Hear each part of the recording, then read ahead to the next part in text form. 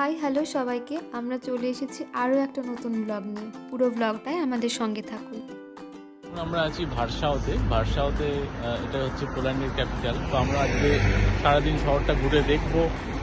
আমাদের সঙ্গে আপনারা থাকুন, তাহলে আরও কিছু ভার্সাওয়ের কিছু ইম্পর্টেন্ট জায়গা যেগুলো টুরিস্টরা এখানে দেখে, সেই জায়গাগুলো আমরা কিছু দেখানোর চেষ্টা দেবো আমরা, যাতে আপনারা যখন আবার নেক্সট টাইম আসবেন, যদি আসেন, সেই টিপসগুলো কাজে লাগবে। আমরা এক্সপিরিয়েন্স করার পরেতেই সেগুলো দেবো।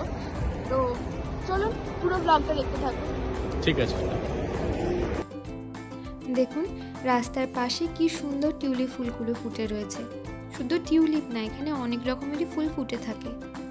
কি সুন্দর দেখতে লাগছে না? কিন্তু অদ্ভুত ব্যাপার দেখুন, এগুলো একদম রাস্তার ধারে, কোনো বেড়া বা ঘেরা কিছু দেওয়া নেই, কিন্তু কেউ তোলেও না। আর ওই দেখুন সামনে ট্রাম এবং বাস, এই দুটোর কালারই কিন্তু এখানে এক। তাই যখন ট্রাম আর বাসগুলো রাস্তা দিয়ে যাচ্ছে, কি সুন্দর মানানসই দেখতে লাগছে। বিনা যত্নেই ফুলগুলো কত সুন্দর হয়ে রয়েছে, তাই না? কিন্তু আমরা বাড়িতে শত যত্ন করেও এত সুন্দর ফুল হয় না, কেন কে জানে। এটা হচ্ছে ভার্সাওয়ের কাক, সবাই দেখুন। হ্যাঁ, খুব মোটা সোটা কাক, খুব ভালো খাবার দাবার পায় সেই কারণে। আর এই যে পার্কটা দেখতে পাচ্ছেন, এই পার্কটার চারিদিকে সবুজে ঘেরা, বিশাল বড় এরিয়া নিয়ে তৈরি। পুরোটা ঘুরে দেখানো সম্ভব হয়নি, তবে কি জানেন, আমরা দুজন কিন্তু রোজ প্রাণায়াম করি। তাই আমরা চেষ্টা করি কোথাও বাইরে গেলে যাতে প্রকৃতির মধ্যে বসে আমরা আমাদের প্রাণায়ামটা করে ফেলতে পারি। এবারেতে আমরা এখানে প্রাণায়াম করেছিলাম, বেশ ভালো লেগেছিল জানেন। তবে কি জানেন, যখন বাইরে বসে প্রাণায়াম করি তখন লোকজন একটু অদ্ভুতভাবে তাকায়, মানে ওরা ভাবে যে এরা কি করছে। তবে বেশ ভালো লাগে প্রকৃতিতে বসে প্রাণায়াম করতে। তো আমরা এখন যেটা নিয়েছি এটা হচ্ছে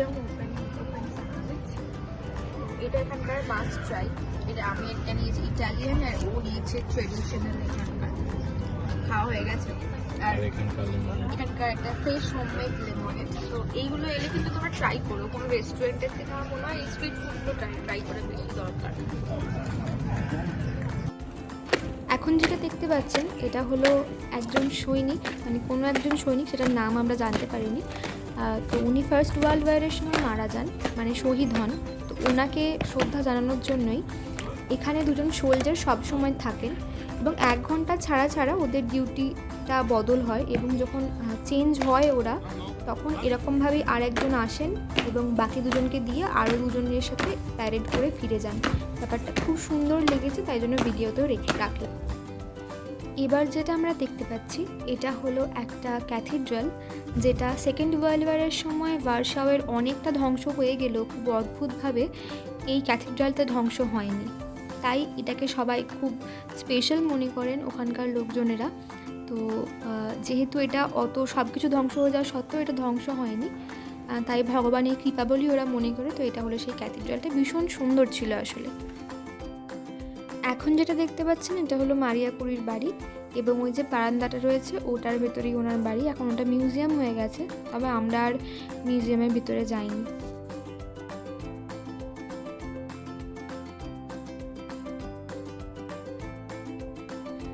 এটা হলো ভার্সাওয়ের ওল্ড টাউন। দুপাশারই ছোট ছোট রেস্টুরেন্ট রয়েছে, যে রেস্টুরেন্টগুলোতে মেইন ডিশ যেটা পাওয়া যায় সেটা হচ্ছে পেরোগি। যদি আপনারাও কখনো যান পোল্যান্ড, তাহলে কিন্তু অবশ্যই পেরোগি ট্রাই করবেন, কারণ ওটা ওখানকার ফেমাস একটা ডিশ। যদিও আমার বিশাল কিছু লাগেনি, তবে হ্যাঁ, ট্রাই করা যেতে পারে।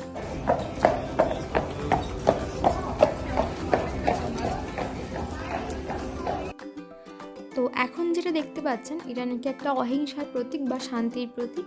যিনি ট্যুর গাইড ছিলেন, উনি যখন ওনার কথা বলছিলেন, মানে যিনি এটা তৈরি করেছিলেন, তার কথা বলতে বলতে উনি আমাদের মহাত্মা গান্ধীর তুলনাটা টেনে এনেছিলেন।